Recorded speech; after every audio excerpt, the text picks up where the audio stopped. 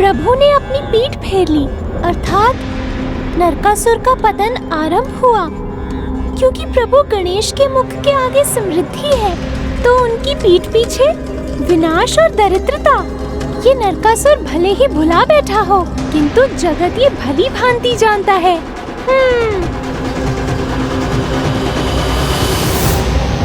ओम कामाख्याय नमः। ओम कामाख्याय। दुर्भाग्य की काली छाया को स्वयं आमंत्रित कर दिया तुमने पुत्र। कौन है वहाँ जो मेरे राज्य, मेरे नगर में आकर कामाख्या माता की सिद्धियां प्राप्त करना चाहता है?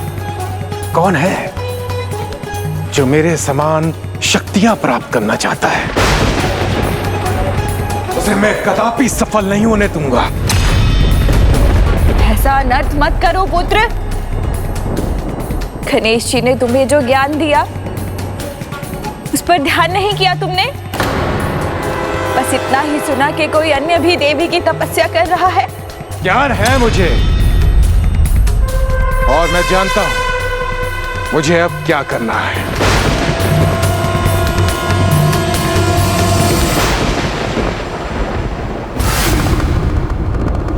नास्ति मातृ समा छाया, नास्ति मातृ समा गतिः, नास्ति मातृ समम त्राण, नास्ति मातृ समा प्रिया। माता के समान कोई छाया नहीं है, माता के समान कोई सहारा नहीं है, माता के समान कोई रक्षक नहीं है, और माता से अधिक कोई प्रिय नहीं। और उसी माता का बार बार अपमान कर नरकासुर अपने पाप की गागर को भरता ही जा रहा है। संभव है अब जो होगा उससे नरकासुर अपनी भूल समझकर सुधर जाए। किंतु ऐसा क्या होने वाला है प्रभु? क्या सीख मिलने वाली है उसे? जो अपने अहंकार में डूबा है उसे आप क्या सीख देंगे प्रभु? जिसका अहंकार है उसी को खोने की सीख।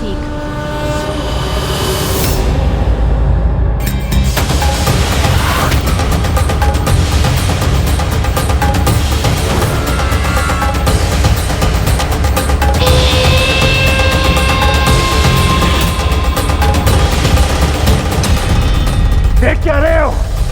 इनकी तपस्या बंद करो, दूर करो यहां से, जाओ।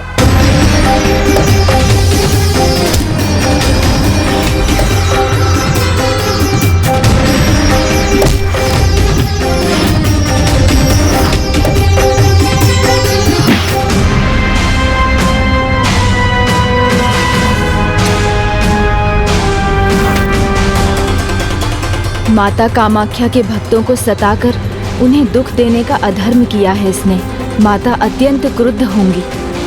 मैं हूँ माता का परम भक्त और मैं ही रहूंगा। माता की कृपा का अधिकार केवल नरकासुर का है।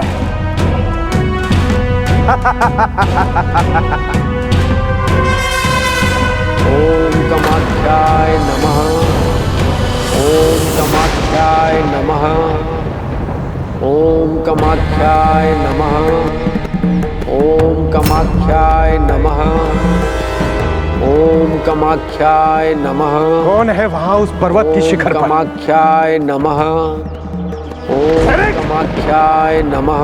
नहीं, ओम सैनिकों को कामाख्याय नमः। मैं स्वयं जाके रोकूंगा उसे, जो मेरे होते मेरी देवी कामाख्या से आशीर्वाद प्राप्त करना चाहता है। ओम कामाख्याय नमः। ओम कामाख्याय नमः।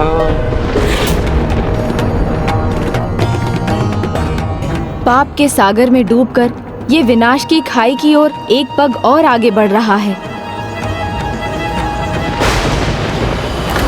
ओम कामाख्याय नमः। ओम कामाख्याय नमः। ओम कामाख्याय नमः। ओम कामाख्याय नमः। कदम्ब कादम्बिनी नितम भजित भूधरां। ऐसी अद्भुत शांति, ऐसा भक्ति में वातावरण। नवम बुरूहलोचनां भिनवाम्बुद श्यामलां त्रिलोचन कुटुंबिनी त्रिपुर सुंदरीमाश्रये। इसलिए आए थे गणेश जी यहाँ, जिससे इसकी तपस्या से मेरा ध्यान भटका रहे, किंतु भूल कर गए और मुझे इस ऋषि के यहाँ होने का संकेत दे दिया। ओम कामाख्याय नमः। बुद्धि के देवता भी नरकासुर की बुद्धि के आगे विफल हो गए, मुझे मूर्ख नहीं बना सके। अब मैं स्वयं इसकी तपस्या भंग करूंगा। अब मैं स्वयं इसकी तपस्या भंग करूंगा।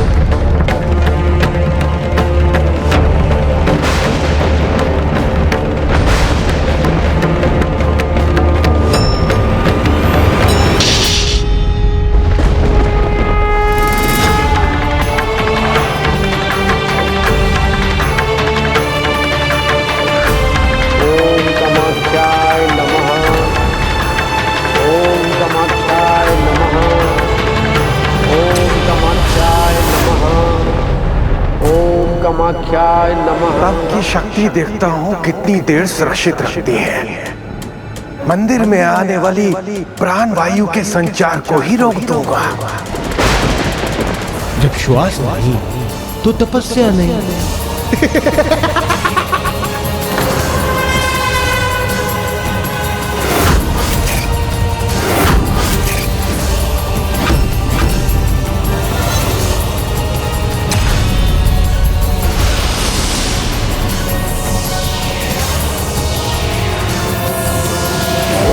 कामाख्याय नमः।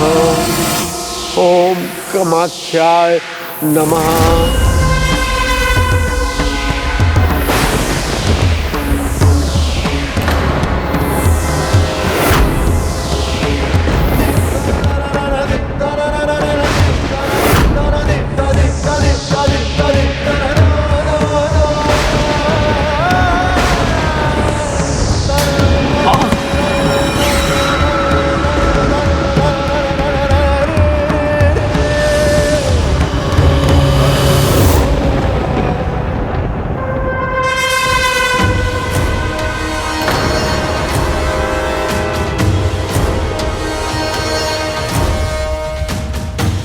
दुष्ट, जानते हो किसकी तपस्या में बाधा डालने का दुस्साहस किया है तुमने? जानने की इच्छा तुम्हें है, मुझे नहीं ऋषिवर। मैं हूं यहाँ का स्वामी। मेरी इच्छा के बिना यहाँ कोई श्वास तक नहीं ले सकता। ये राज्य, ये नगर, ये मंदिर मेरे अधीन है। मूर्ख, जिसके अधीन जगत है, तुम उस माता कामाख्या के मंदिर को अपने अधीन बता रहे हो। मैं चाहूं तो अभी अपने श्राप से तुम्हें भस्म कर दूं, किंतु मैं तुम जैसे मूर्ख पर अपना तपोबल व्यर्थ नहीं करूंगा। तुम प्रयास भी करोगे तो भी तुम्हारा तपोबल व्यर्थ ही होगा ऋषिवर। इससे पहले मैं तुम्हें यहाँ से धक्के मार के बाहर निकालूं, स्वयं चले जाइए यहाँ से, स्वयं चले जाइए यहाँ से।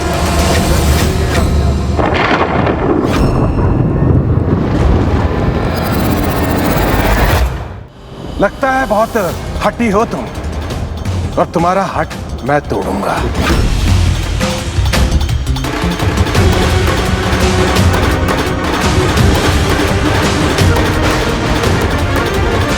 ये दोष ये कैसे बोल करने जा रहा है?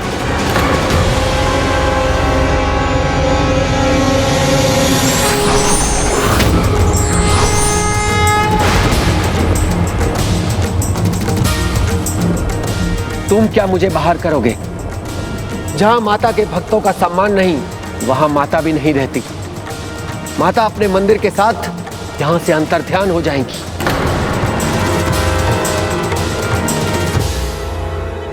मेरी देवी है माता कामाख्या, मैं हूं उनका परम भक्त। सदियों से उनकी पूजा करता आया हूं। उनकी विशेष कृपा है मुझ पर, वो मुझे छोड़ के कहीं नहीं जाएंगी। नरकासुर, किस बात पर इतना अहंकार कर रहे हो? मेरे आशीर्वाद पर या मेरे द्वारा दिए गए सुरक्षा कवच पर? नहीं माता, मुझे अहंकार है मेरी भक्ति पर। शक्ति के मद में व्यक्ति ये भूल जाता है प्रत्येक व्यवहार की एक सीमा होती है। तुमने तो कवच के मध्य में आकर वही सब कुछ किया जो तुम्हें नहीं करना चाहिए था। पहले अपनी माँ का अपमान और अब ऋषिवर का। तीनों लोगों पर विजय पा त्रिलोकाधिपति की माँ बनाया मैंने आपको, और आप एक छोटा सा कार्य नहीं कर पा रही, तो क्या लाभ है आपके होने का?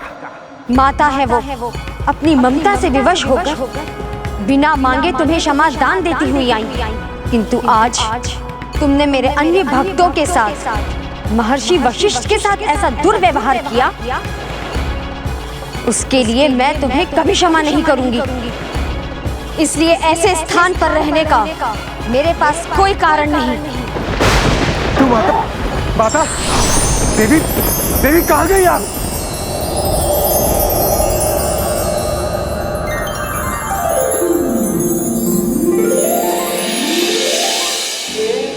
माता मुझे छोड़ के चली गई, माता मुझे छोड़ के चली गई। तो ये थी आपकी लीला प्रभु। अब क्या वो माता के द्वारा दिया गया आशीर्वाद और उनके द्वारा दी गई सिद्धियां और कवच दोनों खो चुका है?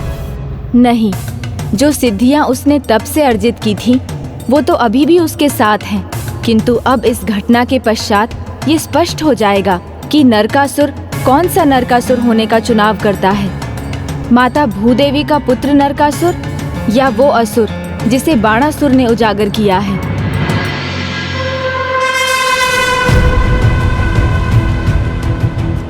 माता, आप मुझे छोड़ के नहीं जा सकती,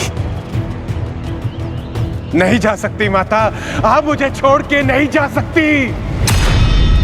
मेरी पूजा में कोई दोष नहीं, मेरी भक्ति में कोई त्रुटि नहीं, मुझे आपके प्रति पूर्ण निष्ठा है, पूर्ण श्रद्धा है, इसलिए मैं आपको फिर प्राप्त करूंगा माता कामाख्या, इसलिए मैं आपको फिर प्राप्त करूंगा माता कामाख्या। मुझे लगा था माता के जाने से उसका अहंकार मिटेगा, उसकी आंखें खुलेंगी और वो अपनी भूल को स्वीकार करेगा, उसे सुधारेगा, किंतु अब लगता है जैसे उसके भीतर का असुर उस पर हावी हो गया है। अहंकार का ऐसा प्रभाव है उस पर कि माता कामाख्या पर बस अपना अधिकार समझ रहा है वो। माता, माता, कोई बता सकता है देवी कामाख्या कहाँ है?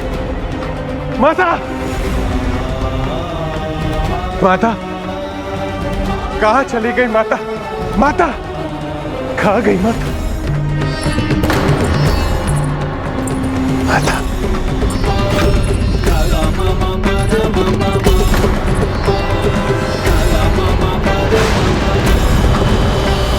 पुत्र, जिन माता को तुम ढूंढ रहे हो वो तुम्हें ऐसे नहीं मिलेंगी। नहीं मिलेंगी? अवश्य मिलेंगी, मैं उनको अवश्य ढूंढ निकालूंगा।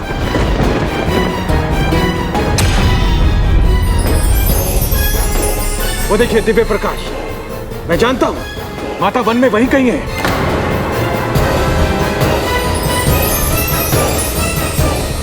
माता, मैं आ रहा हूं माता।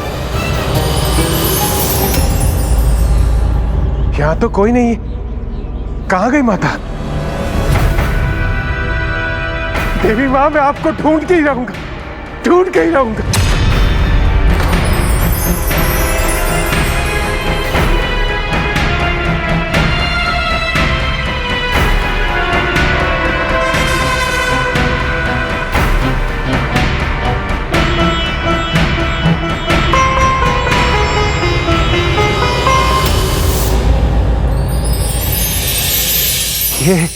ये पदचिन्ह तो देवी के ही है।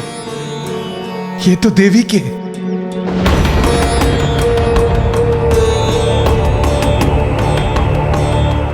यदि मेरी वर्षों की तपस्या, मेरी भक्ति आप थोड़ा भी उससे प्रसन्न हुई तो आप नरकासुर को अवश्य मिलेंगी।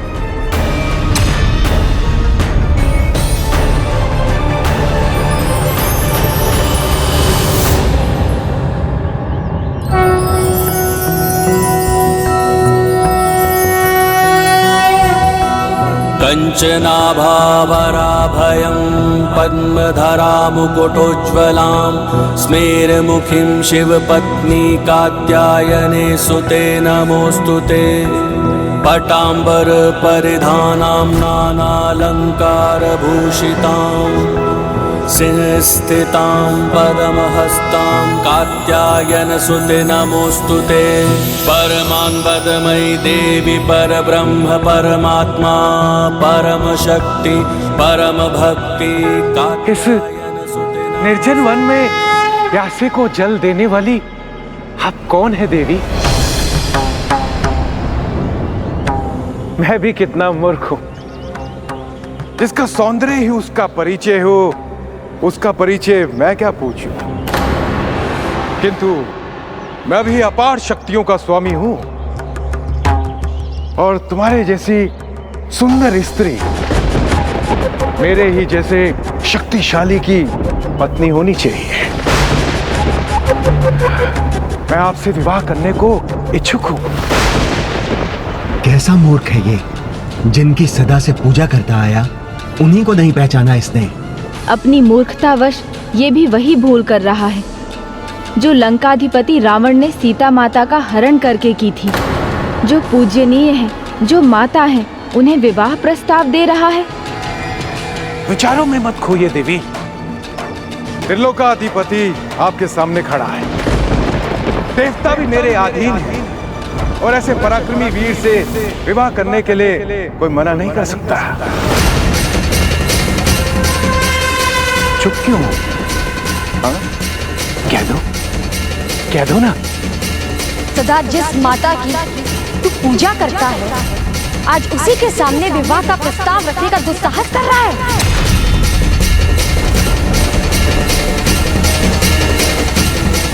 मैंने तुझे दर्शन इसलिए दिए क्योंकि मैं ये जानना चाहती थी कि तू भक्ति भाव से मेरे दर्शन करना चाहता है या अहंकार से। किंतु असुरी प्रवृत्ति और विकारों ने तुम्हें इतना गिरा दिया है कि भक्ति भाव तो दूर, तुम्हारी आंखों में असुरी भाव ने जन्म ले लिया है। आसुरी नहीं, ये प्रेम का भाव है देवी। देवी, आपकी अद्भुत सुंदरता का आभास तक नहीं था मुझे। दृष्टि और बुद्धि के साथ अब तुम्हारी जीवा भी नियंत्रण के बाहर हो गई है नरकासुर। संभाल लो अपने आप को, जागृत करो अपने विवेक को। नियंत्रण कैसे रखूं अपने आप पर? आज से पहले मेरी आंखें खुली ही कहां थी जो ऐसे दर्शन कर पाता। तुम्हारी मति मारी गई है नरकासुर। ऐसा अद्भुत सौंदर्य देख के किसी की भी मति मर जाए। मैं विश्वास दिलाता हूं, जैसे पहले श्रद्धा और भक्ति किया करता था, वैसे ही एक निष्ठ होके मैं प्रेम भी करूंगा। बस आप विवाह कर लीजिए मुझसे। प्रभु, अब क्या करेंगी माता? शक्ति स्वरूपिणी है वो, हमसे अधिक शक्तिशाली, महान है वो, संसार की चेतना की स्रोत है। नरकासुर जैसा असुर उनके सामने एक तिनके के समान भी नहीं। तो तुम विवाह करना चाहते हो मुझसे? ठीक है, मैं तुम्हारा विवाह प्रस्ताव स्वीकार करूंगी।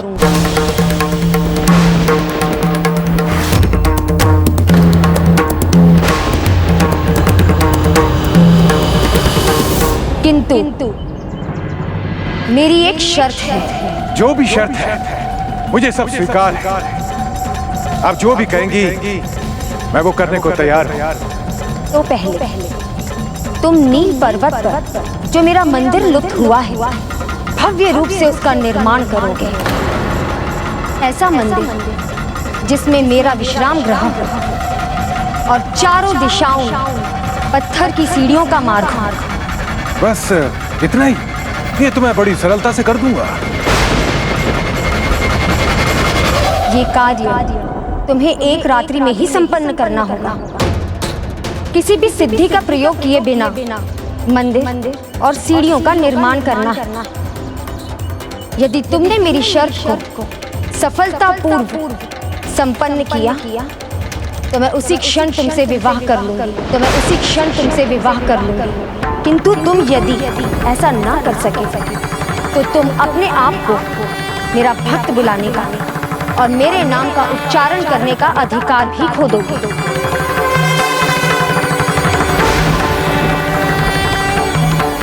माता की ये शर्त तो मूर्ख नरकासुर कभी पूरी नहीं कर सकेगा। देवी, ये आपकी सभी शर्तें स्वीकार हैं।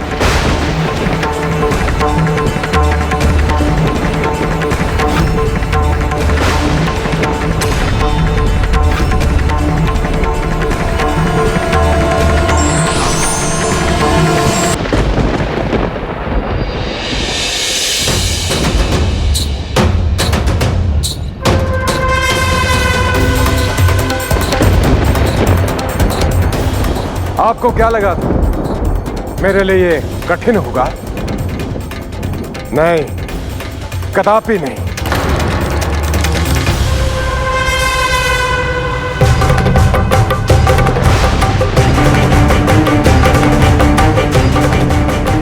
प्रभु, किंतु माता ने तो सिद्धियों का प्रयोग करने से मना किया था।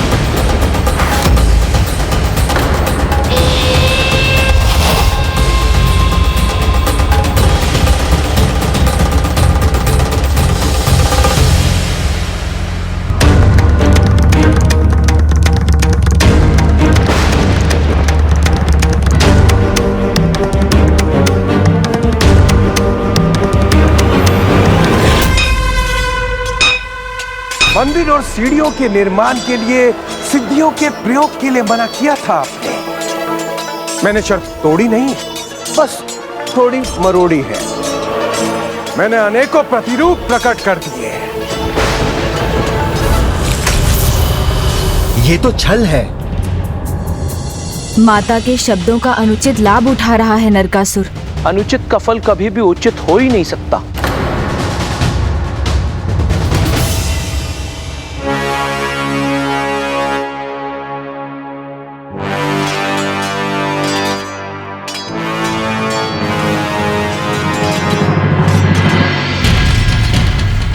मंदिर का कार्य समाप्त हुआ। अब सीढ़ियां।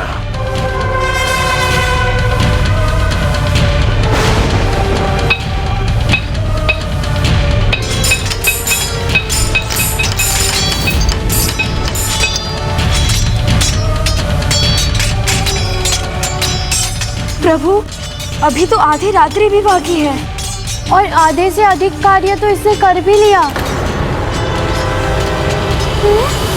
यदि ये मंदिर बनाने में सफल हुआ तब क्या होगा?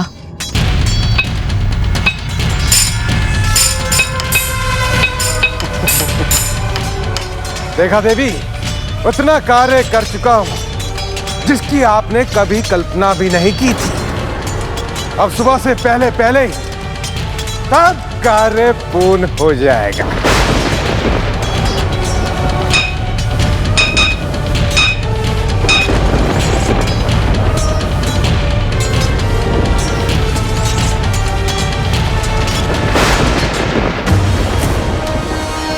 प्रभु, आप विघ्नहर्ता हैं, जटिल से जटिल बाधाओं को भी दूर करते हैं।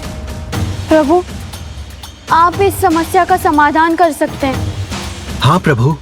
प्रभु, आप विघ्नहर्ता हैं तो विघ्नकर्ता भी तो आप ही हैं। शीघ्र ही कुछ कीजिए, अन्यथा अनर्थ हो जाएगा। अब तो एक यही उपाय है। मैं जाकर माता कामाख्या को ये सुझाव देता हूँ।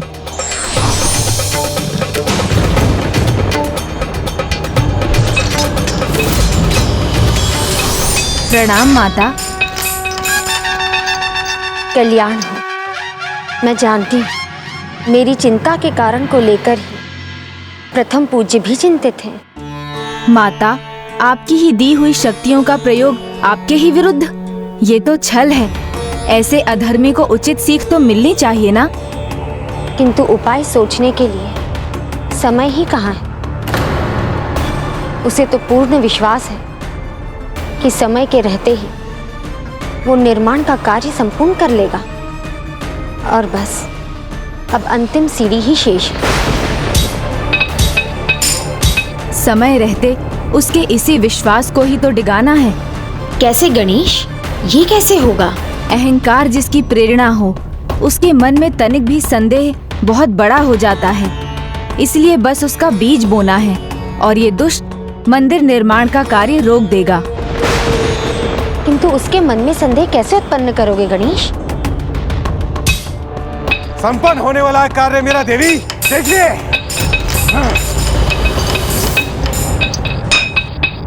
उसकी युक्ति है मेरे पास, जिसके लिए मुझे बांग देने वाले मुर्गे की आवश्यकता है।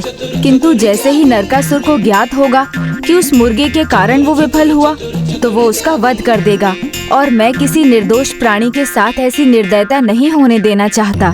तो मैं अपनी शक्ति से एक ऐसे मुर्गे को उत्पन्न करूंगी, जैसे ही उसका कार्य समाप्त हो जाएगा वो फिर मुझ में ही समाहित हो जाएगा। उचित है माता, तो उसे ऐसे स्थान पर भेजिए जहाँ नरकासुर भी उसके स्वर को सुन सके।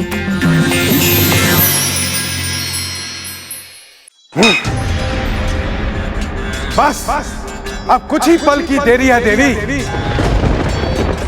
मैं आपकी शर्त को पूरा कर दूंगा।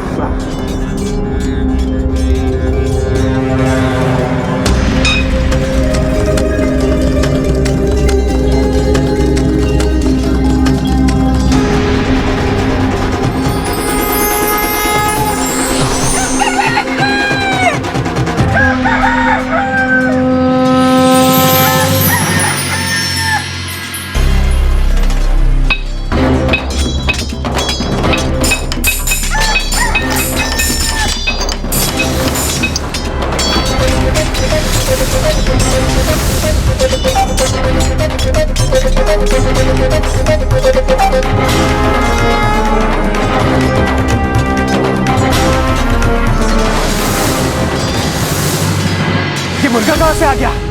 ये यहाँ क्या कर रहा है? श्री गणेशाय नमः। ओम गं क्षीर प्रसादनाय नमः। ओम गणपतये नमः।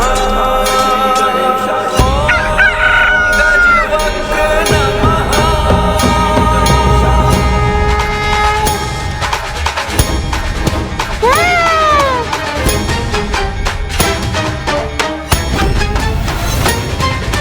कर जोड़े वंदन कर देगा जीवन, शक्ति संग संयम बस कुछ ही समय तो चाहिए था मुझे, पर देर कैसे हो गई? रूप में पूजे तुमको जय देव जय देव जय देव। विघ्नहर्ता गणेश ने तो मुझे भी इस विकट स्थिति से उबार लिया। तुम्हारा दर्शन मन को है भाता, जय देव जय देव जय देव। धन्य है आप प्रभु, धन्य है आपकी तीव्र बुद्धि।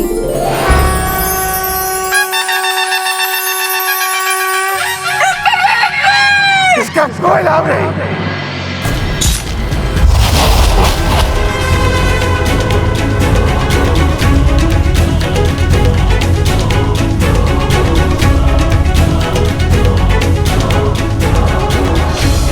मैं तो पल पल गिन रहा था, पर फिर देर का हो गई।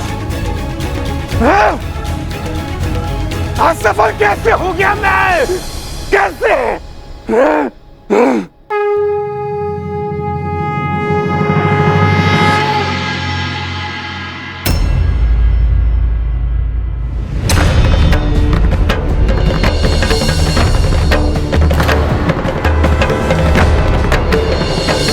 ये प्रकाश दूसरी दिशा से कैसे आ रहा है?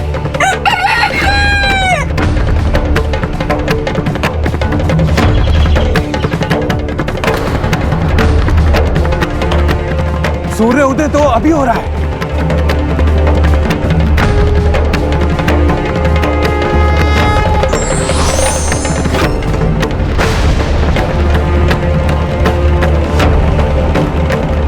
अर्थात बात इस मुर्गे ने समय से पहले बांध दी है।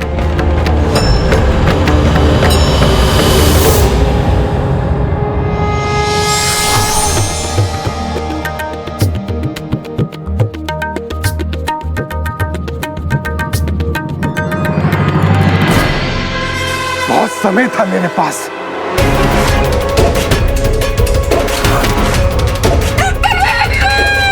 देवताओं को पशु रूप में बंदी बनाया था मैंने, और एक साधारण मुर्गे ने मुझे मूर्ख बना दिया। नहीं, ये कोई साधारण मुर्गा नहीं हो सकता। अवश्य ये किसी का छल है, किंतु अब ये नहीं बचेगा।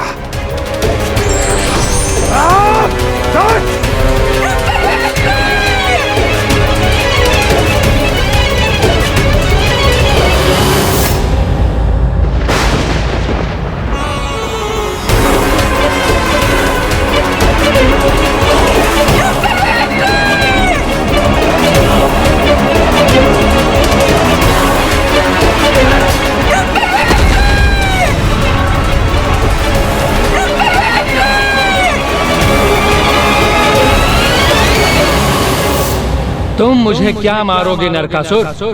तुम्हारा वध करने वाला शीघ्र ही तुम्हारे सामने आने वाला है। तुम मुझे क्या मारोगे नरकासुर? तुम्हारा वध करने वाला शीघ्र ही तुम्हारे सामने आने वाला है।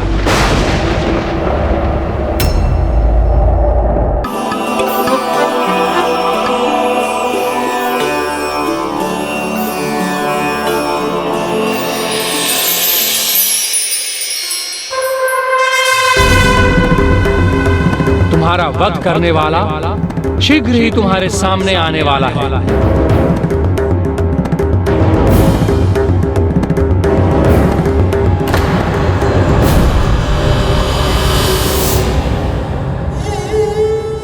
पुत्र,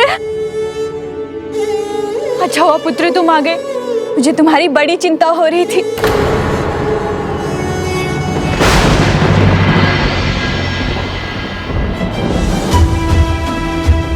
क्या सोच रहे हो पुत्र? कुछ हुआ है क्या? मुझे स्वीकार नहीं किया उसने, नकार दिया। किसने नकार दिया पुत्र? यही योजना थी उसकी, मुझे नकारना ही था। मुझे बताओगे भी तुम किसकी बात कर रहे हो? देवी कामाख्या ने मेरा सुरक्षा कवच वापस ले लिया, तेरे विवाह प्रस्ताव को ठुकरा दिया, छल किया है मेरे साथ। उन्होंने मेरी शक्तियों का अपमान किया है, और नरकासुर अपना ये तिरस्कार स्वीकार नहीं करेगा, स्वीकार नहीं करेगा, स्वीकार नहीं करेगा। आरंभ और अंत दोनों नियत है, और माता ने भी कहा था नरकासुर का वध किसी और के हाथों होने वाला है, जिनका आना अभी शेष है। कौन है वो प्रभु? ये तो मैं भी नहीं जानता, किंतु हमें लगा कि माता ने आपको पूरी योजना बता दी है। माता ने बस इतना कहा था कि जो भी घटनाक्रम होगा उससे ये ज्ञात होगा कि नरकासुर माता भूदेवी का सदाचारी पुत्र बनने का चुनाव करेगा या दुराचारी असुर होने का, और यदि उसने दुराचार का मार्ग अपनाया तो वो माता की सुरक्षा से वंचित हो जाएगा। किंतु उसका वध कौन करेगा, ये रहस्य तो बस माता कामाख्या को ही ज्ञात है। तब तो हमें माता कामाख्या का आवाहन कर उन्हीं से आग्रह करना चाहिए कि वो हमारी जिज्ञासा शांत करे। संभव है विघ्नहर्ता श्री गणेश जी को भी उसमें अपनी भूमिका निभानी हो। अवश्य ये षड्यंत्र नारायण ने ही रचा था। तुम्हारी बुद्धि भ्रष्ट हो चुकी है, इसीलिए कभी देवी कामाख्या, कभी गजानन, कभी अपने ही पिता के महास्वरूप नारायण को दोषी समझने की भूल कर रहे हो तुम। भूल नहीं, वर्षों तक भक्ति की है मैंने। वो भक्ति जब प्रेम बनी तो कितनी कठोरता से ठुकरा दिया था उसे देवी कामाख्या ने। ओम भूर्भुवः स्वः, ओम कामाक्षै चामुंडायै विद्महे भगवते धीमहि धियो यो नः प्रचोदयात्। जय कामाख्या, जय कामाख्या माता। प्रणाम माता। जिन जिज्ञासाओं को लेकर आपने मेरा आवाहन किया है, अब उसे शांत करने का समय आ गया। हाँ माता, हमारी जिज्ञासा शांत कीजिए। भक्त जब तक अपने भक्ति और धर्म के मार्ग पर चलता है, तब तक वो अपने आराध्या की छत्र छाया में रहता है, सुरक्षित रहता है। नील पर्वत पर मेरे मंदिर का निर्माण कर नरकासुर ने पुण्य तो अर्जित कर लिया, किंतु उसके आसुरी स्वभाव उससे भूल करवा ही दी, और वो मेरी कृपा से वंचित रह गया। नील पर्वत की अधूरी सीढ़ियां इसका प्रमाण है, जो आगे चलकर मैखेलोजा पथ कहलाएगा। और ये स्थान सभी को ये स्मरण कराएगा कि मेरे कामाख्या धाम पर पाई हुई शक्तियों का जो भी दुरुपयोग करने का प्रयास करेगा, तो उनका कुटिल प्रयोजन कभी सफल नहीं होगा। सभी को ये स्मरण कराएगा कि मेरे कामाख्या धाम पर पाई हुई शक्तियों का जो भी दुरुपयोग करने का प्रयास करेगा, तो उनका कुटिल प्रयोजन कभी सफल नहीं होगा। और वो स्थान जहाँ पर उसने मुर्गे का अंत करने का प्रयास किया था, उसे कुकुर काटा के नाम से पुकारा जाएगा, जो सभी को ये स्मरण दिलाएगा यदि वो अपने अंदर कुटिलता को जन्म लेने देता है और उसे पालता पोसता है, तो वो अपने विनाश को निमंत्रण देता है। धर्म पर स्थित दिव्य शक्तियाँ उसे उसके उचित परिणाम तक अवश्य पहुँचाती, तो वो अपने विनाश को निमंत्रण देता है। धर्म पर स्थित दिव्य शक्तियाँ उसे उसके उचित परिणाम तक अवश्य पहुँचाती। पुत्र, तुम यहाँ वहाँ क्या देख रहे हो? इतने विचलित क्यों हो? लगता है जैसे तुम्हारा मन शांत नहीं।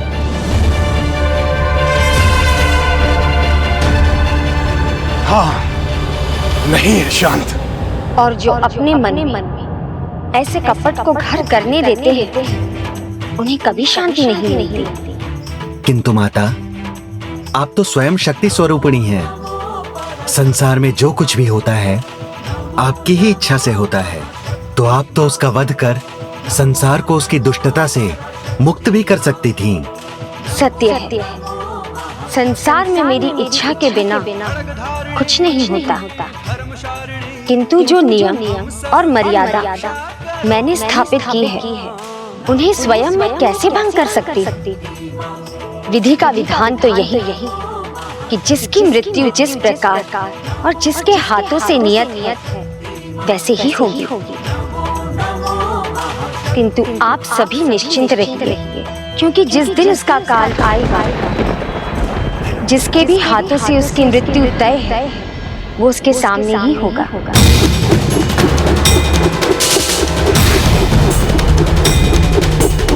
मेरा अंत ऐसे नहीं होगा। पुत्र, कुछ नहीं है यहाँ। ये किसका भय है तुम्हें? मैं तुम्हें ऐसे भयभीत नहीं देख सकती। भक्त नरकासुर ने भक्ति त्याग कर असुर होने का चुनाव किया है, तो अब उसका मन भी कभी शांत नहीं रहेगा। अपने अंत की आशंका में वो भयभीत भी रहेगा और आतंकित भी।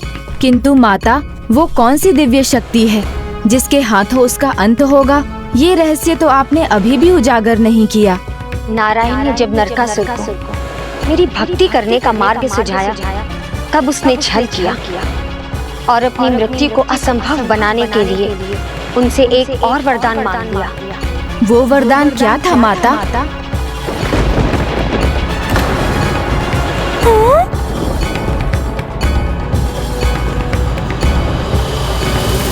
आतंकित और भयभीत होना नरकासुर का स्वभाव नहीं मां। आशीर्वाद गया, सुरक्षा कवच भी गया, किंतु दीर्घायु का आशीर्वाद अभी भी बाकी है। इसलिए मैं अमर था और अमर ही रहूंगा। इसलिए मैं अमर था और अमर ही रहूंगा। नारायण, मैं सदा आपके दिखाए हुए पथ पर चलूंगा। मैं आपका अवतार का पुत्र हूं। तो क्या आप अपने इस पुत्र को दीर्घायु होने का वरदान नहीं देंगे? स्पष्ट कहो नरकासुर, क्या चाहते हैं? आप मुझे अमृत नहीं देंगे ये तो मैं समझ गया प्रभु। तो बस आप मुझे आशीर्वाद दीजिए कि यदि मैं कभी आपके बताए हुए पथ से मैं भटक गया तो आपके अवतार और उस अवतार में एक साधारण स्त्री जो आपकी धर्म पत्नी होगी वही सम्मिलित रूप से मेरा वध कर सके और कोई नहीं। तथास्तु, तथास्तु। ये आशीर्वाद लेकर तो नरकासुर ने अपनी मृत्यु को भी बांध दिया। छल करना क्या केवल ये नहीं आता है? मैंने भी ऐसा आशीर्वाद लिया है जो अमृत से भी दुर्लभ है। देवी लक्ष्मी की अवतार नहीं, साधारण स्त्री उनकी पत्नी होगी। असंभव है ये।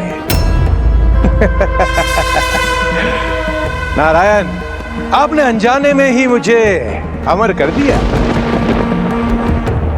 छल और कपट ने तुम्हारी मन और बुद्धि के साथ तुम्हारे ज्ञान को भी भ्रष्ट कर दिया है। धर्म जिसे तुम भूल बैठे हो वो न्याय दिलवाने का मार्ग खोलता है और कपट और कुटिलता के अंत का भी। तो आप ये कहना चाह रही हैं कि ये असंभव संभव हो चुका है?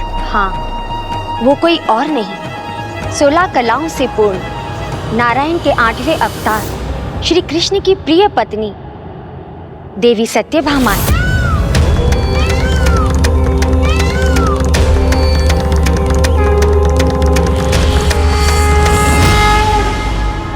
छल और कपट ने तुम्हारी मन और बुद्धि के साथ तुम्हारे ज्ञान को भी भ्रष्ट कर दिया है।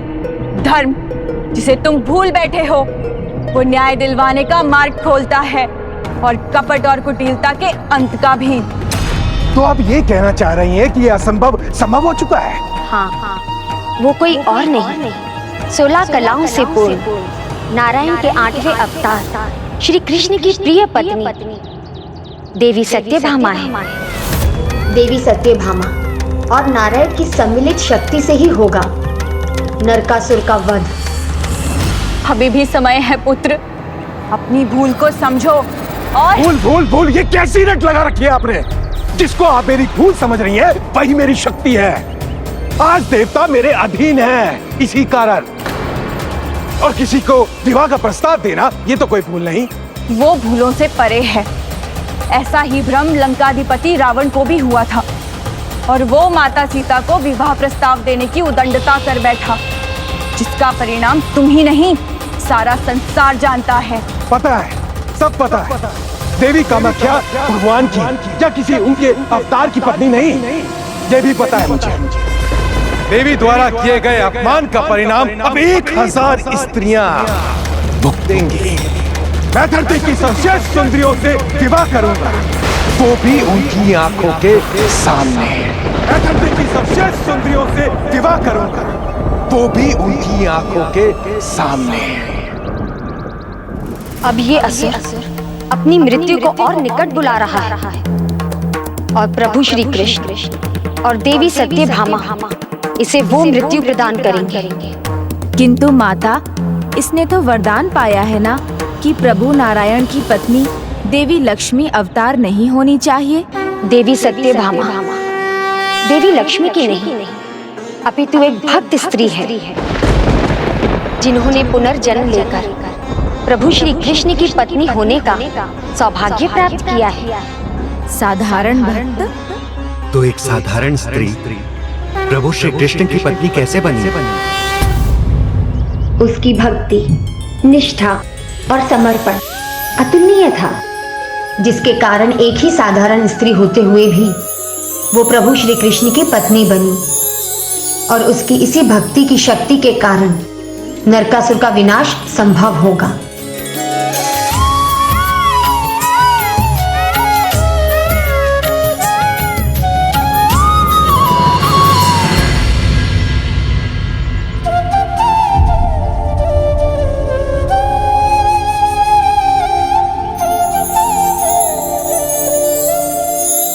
क्या हुआ प्रिय?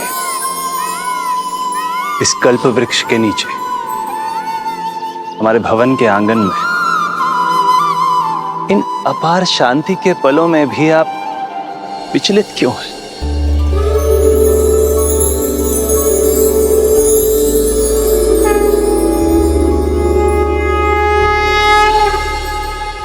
प्रभु, आपके साथ बीतने वाले इन पलों का आनंद अद्भुत है। ये मेरा परम सौभाग्य है कि मैं श्री कृष्ण की पत्नी सत्यभामा हूँ। किंतु मन शंकाओं से घिरता है कि मैं सम्मान के योग्य भी हूँ या नहीं। मैंने ऐसा किया ही क्या है?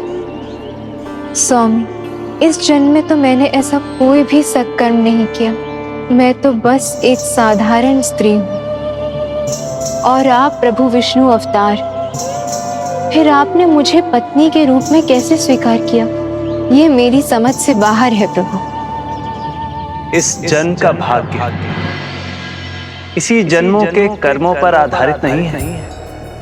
मनुष्य के पूर्व जन्म के फल भी उसे उसके भावी जीवन में प्राप्त होते हैं। पूर्व जन्म प्रभु? पिछले जन्म में जो आपने किया था वो सर्वथा असाधारण था।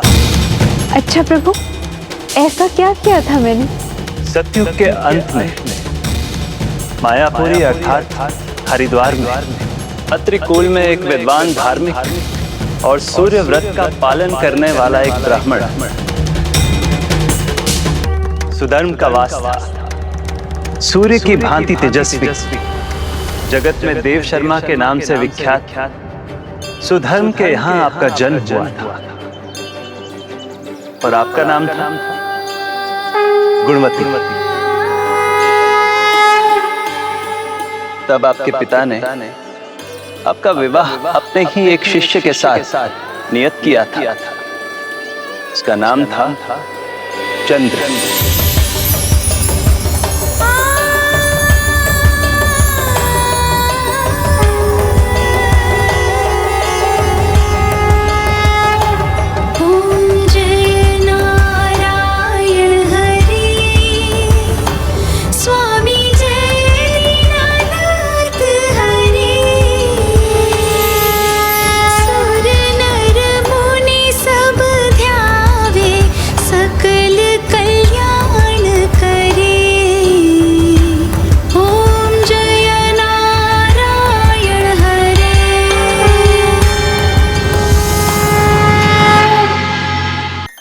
गुणवती, आज अपने प्रिय सहेली के बिना ही आरती आरंभ कर दी।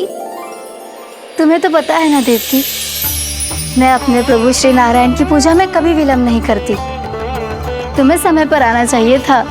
चिट्ठी कहा पुत्री गुणवती ने।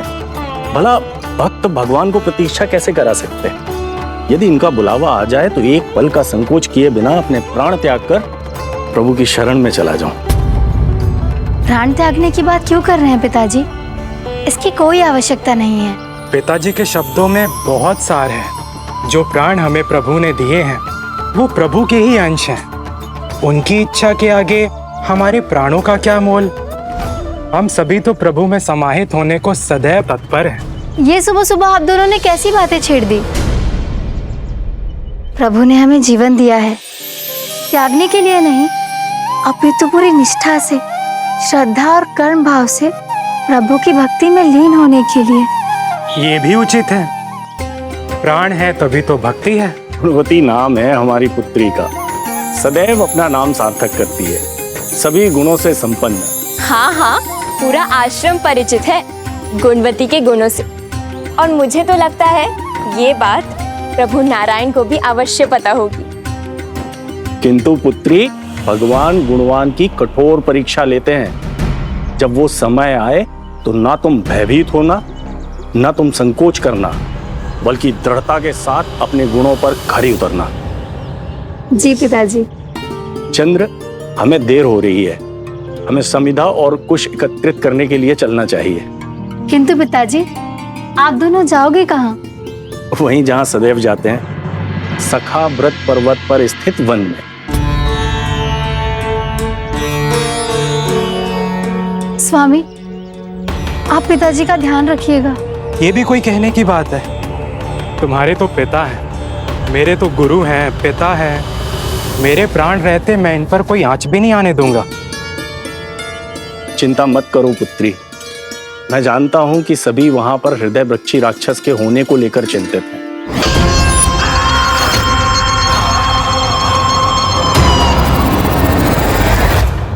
परंतु हम तो प्रभु भक्त हैं, वो जो भी करेंगे उचित ही होगा। चलिए पिताजी।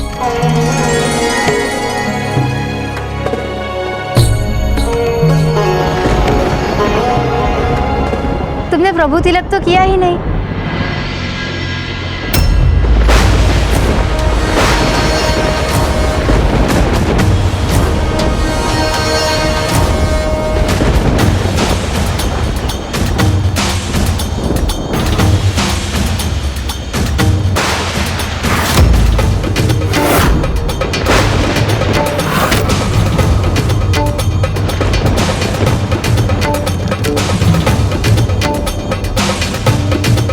क्या हुआ सखी? अचानक तुम्हारे मुख पर चिंता का भाव क्यों? रुकिए, रुक जाइए पिताजी, स्वामी। पिताजी और स्वामी चले गए। क्या हुआ सखी? इतना विचलित क्यों हो? बुझ गया, पूजा का दीपक बुझ गया। तो क्या हुआ सखी? काफी देर से जल रहा था तो उसे बुझना ही था ना। किंतु उसमें घृत भी था और दिए की बातें भी नहीं जली थी और वायु का कोई प्रवाह भी नहीं था।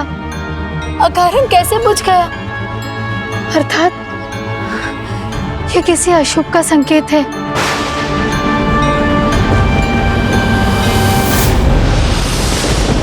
देखो कैसे काले मेघ छा रहे हैं। बीच दिन में ऐसा अंधकार क्या उचित है?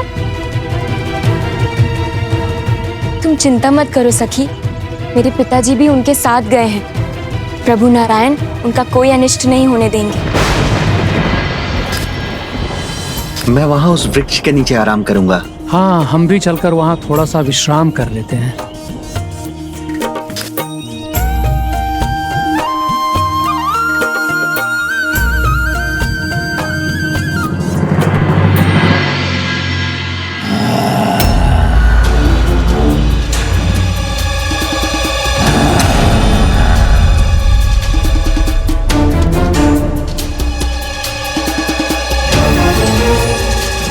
ये वृक्ष, लगता है ये उस हृदय पक्षी का जाल है।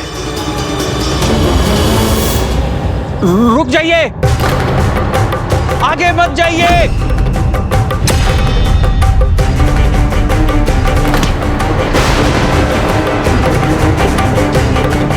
आप सभी यहां से लौट जाइए। क्या हुआ पिताजी? यहाँ हृदय पक्षी है, आप लोग भागकर अपने प्राण बचाइए। भागो,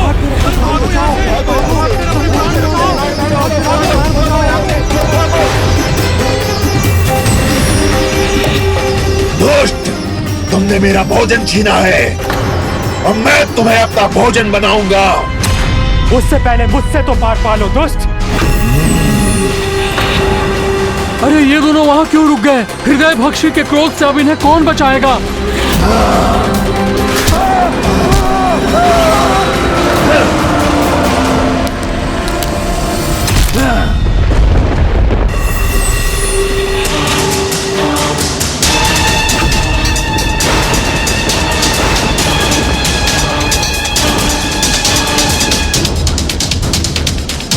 आज तुमने बहुत बड़ी भूल कर दी। मेरे सामने मेरे जमाई ही नहीं बल्कि मेरे सबसे प्रिय शिष्य का अंत किया है और इसका दंड तुम्हें मिलेगा।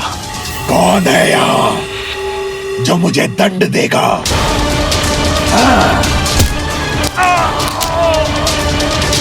प्रभु तो सर्वत्र है दुष्ट। मेरा हृदय तुम्हारे लिए अंतिम भोजन बनेगा जो तुम्हारे लिए विष का काम करेगा।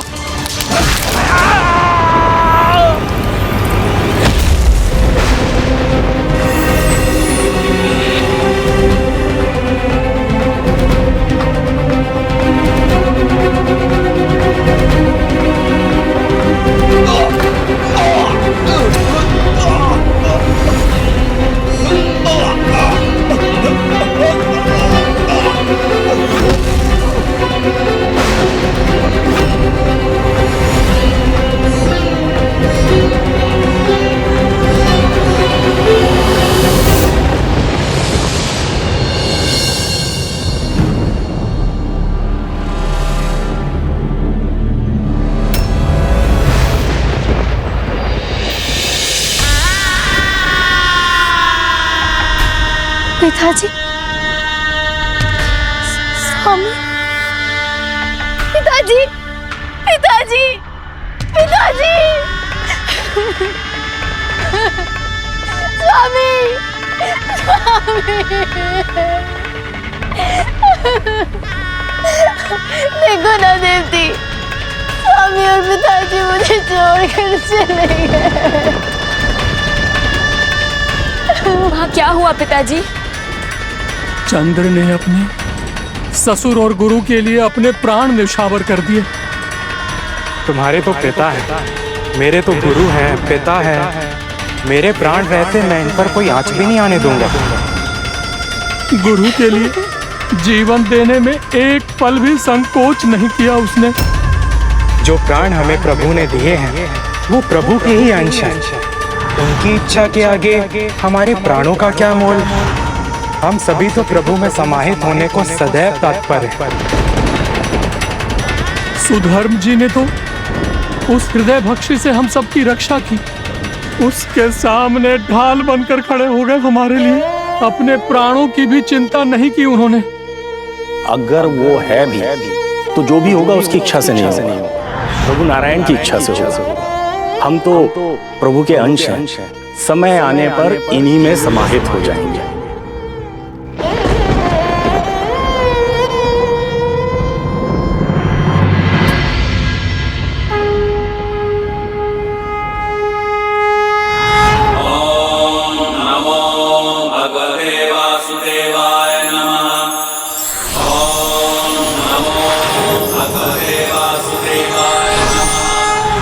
उन्होंने जो कहा था वही हुआ।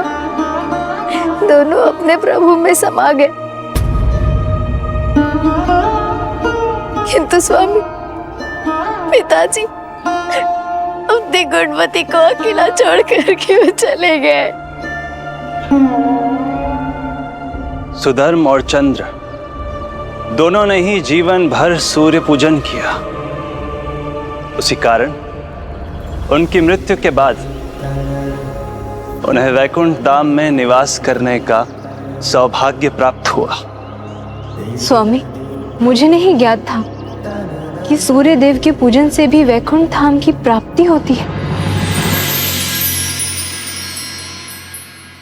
पिता और पति दोनों के देहांत के बाद गुणवती के पास अंतिम संस्कार करने के लिए भी धन नहीं था, किंतु उसने किसी के भी आगे हाथ नहीं फैलाए, न कोई ऋण लिया और न ही दान। इसलिए जो भी उसके पास था सब उसे मोल देना पड़ा।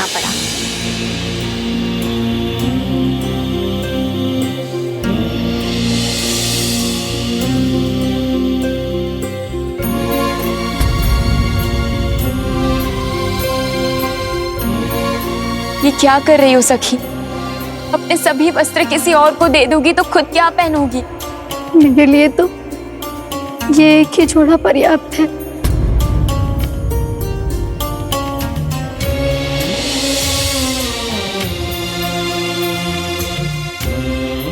वस्त्र के एक जोड़े में जीवन बिता दोगी, ठीक है, परंतु भोजन के लिए अनाज चाहिए। खाओगी नहीं तो जियोगी कैसे? जीवन तो श्वास के बल पर है और ये श्वास मुझे मेरे प्रभु ने दी है। जब तक उनकी इच्छा होगी चलेगी।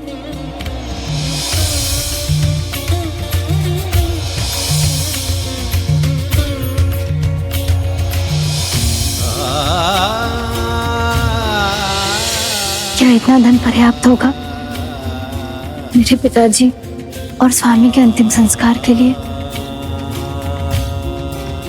थोड़ा धन तो और चाहिए।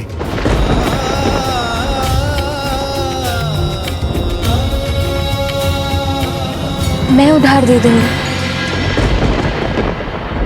नहीं, मेरे पास इतना धन है, मैं उसमें ही अंतिम संस्कार की व्यवस्था कर लूंगी।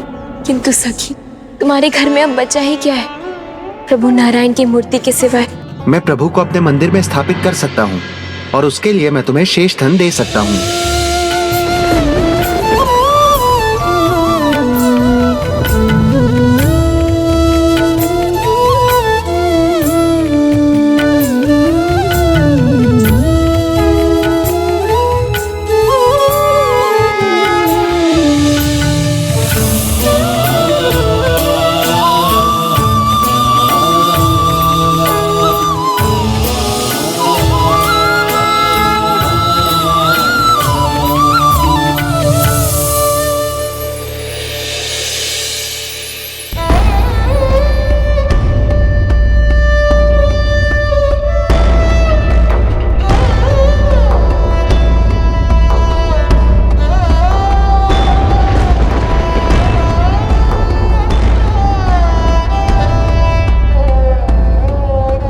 इतने दिनों से जिनकी तुमने पल पल सेवा की, पूरे मन से जिनकी आराधना की, उन प्रभु को तुमने कैसे बेच दिया सखी?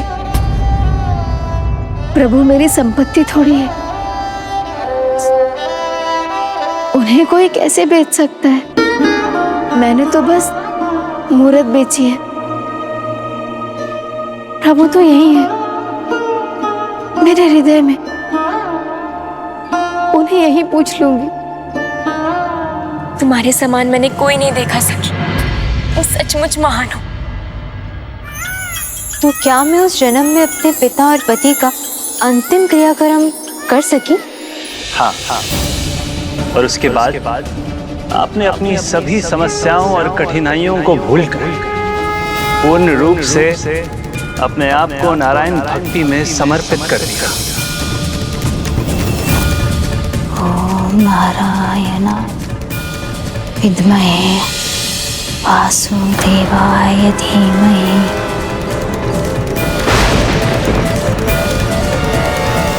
परम पद की प्राप्ति इतना सरल नहीं, उसके लिए अनेक परीक्षाओं से गुजरना पड़ता है। भूल सुधारने का अवसर सभी को मिलता है, किंतु उसे सही ठहराने वाले को अंत में पछताना पड़ता है।